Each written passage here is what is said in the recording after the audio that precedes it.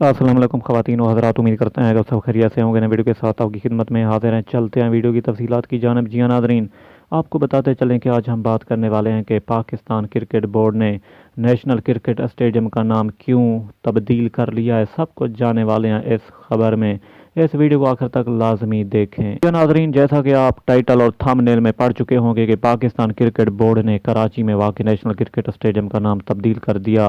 کیوں کر دیا، وجوہات سامنے آ گئیں۔ منگل کے روز پی سی بی کی جانب سے پریس ریلیز جاری کر دی گئی ہے، جس میں یہ بتایا گیا ہے کہ نیشنل کرکٹ اسٹیڈیم کا نام تبدیل کر کے اب نیشنل بینک کرکٹ ارینا رکھ دیا گیا ہے۔